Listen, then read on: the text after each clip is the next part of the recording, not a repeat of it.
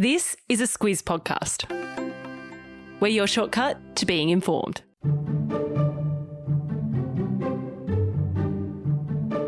Daniel Duggan is a former pilot with the US Marines who is facing extradition to the States from Australia on charges of arms trafficking and money laundering.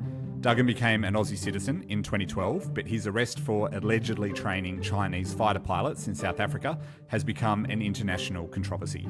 So in this Squiz Shortcut, we'll give you the background to who Duggan is, the charges against him, and why this has become such a big issue.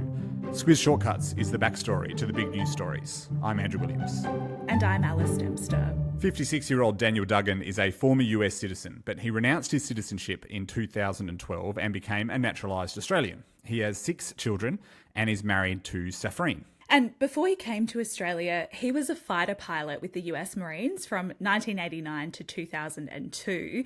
He moved to Australia that year and he ended up running a tourism business, fittingly called Top Gun Tasmania, where clients would pay him to fly over Tassie in a military jet. In 2010, while he was doing that, he received an offer to train pilots, many of them from China, at a South African flying school called the Test Flying Academy of South Africa. Yeah, it's his time at that school that led to his arrest. The US says that he was teaching Chinese pilots to be able to illegally land a fighter jet on an aircraft carrier, which is a breach of arms trafficking laws. They also allege that he laundered the money that he was paid, which was at least $116,000 to train the pilots. And was part of a conspiracy involving many people at the school to do that. But Duggan said he was told by those running the school that the students were civilians and students, not military personnel.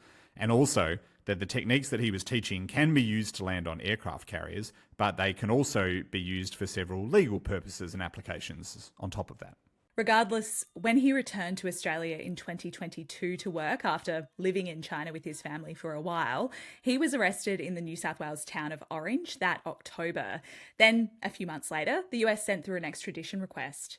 And that extradition request revealed not only the details of the charges, but the fact that Duggan had actually been secretly indicted by a grand jury in the US in 2017, 5 years beforehand. For the last 2 years, Duggan has been held in maximum security prisons in Australia while he waited on the government to approve or deny the extradition request. And while he was waiting, he told the ABC that he's a pawn in a political game being played between the US and China.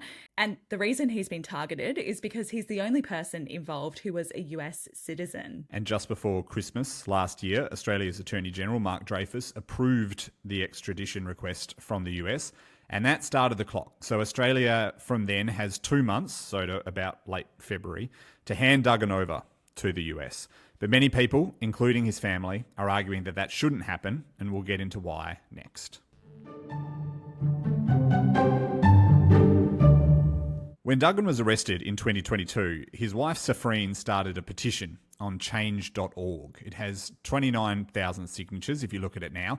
And there's also a website called freedanduggan.org. And it calls for Daniel Duggan to be released. Among a range of reasons, Safreen argues that Duggan is undeserving of his treatment at a maximum security prison as an extreme high-risk inmate. She says he has repeatedly been denied medical care and was put in solitary confinement on a regular basis. Yeah, and the other arguments for his release are that he hasn't had the chance to defend himself against the charges in court and that the case is politically motivated. In 2023, Safreen lodged a complaint with the UN Human Rights Committee. She says that her family has spent nearly $1 million on his legal fees, and her children, who are all aged from 6 years old to 20 years old, have been emotionally distraught about their dad's situation. And she's criticised Australia's intelligence agency, which is the Australian Security Intelligence Organisation, or ASIO, for their role in bringing Duggan back. She alleges they lured Duggan to Australia, essentially, from China, where he was living at the time, with a promise of work in 2022 so he could be arrested on Australian shores. Duggan's legal team made a complaint to the Inspector General of Intelligence and Security, who investigates ASIO for potential breaches. The Inspector General largely ticked off ASIO's involvement, though. Except for one element. So they said it was a breach of propriety, but that's all we know about that because the details are classified, so we don't know what it was or how important it was. Mike Burgess is the Director General of ASIO, and he's spoken publicly about any Australian veterans that are involved in training international pilots.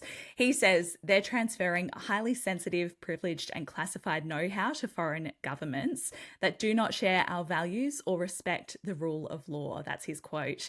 And in line with that, following Duggan's arrest, this became a big story with the UK, New Zealand and Canada. They all cracked down on any sign of that sort of thing happening. And up until now, Duggan has only been contesting whether he was eligible for extradition. As you said, he hasn't been able to tackle the facts of the case and defend himself there. And in May this year, a judge ruled that he was eligible. And just before Christmas, the Attorney General, Mark Dreyfus, approved it. But we don't know when he will be transferred to the States, and there have been no updates since just before Christmas. Yeah, after the extradition was approved, Safreen Duggan released a statement. She said they felt abandoned by the Australian government and that it's very difficult to explain to the children why this is happening to their father. And now we wait to see what happens with Duggan's extradition in the coming weeks and if anything changes. That's our shortcut on Daniel Duggan. If you'd like to get into the matter in more detail, I can recommend the ABC's background briefing feature. We'll include a link to that in the show notes. Thank you very much for listening, and remember to share this episode with your mates who want to hear the backstory to the big news stories. And don't forget, if you have an idea for a future Squiz Shortcut, we love to hear them and we love to hear from you. So you can contact us at hello@thesquiz.com.au. Until next time.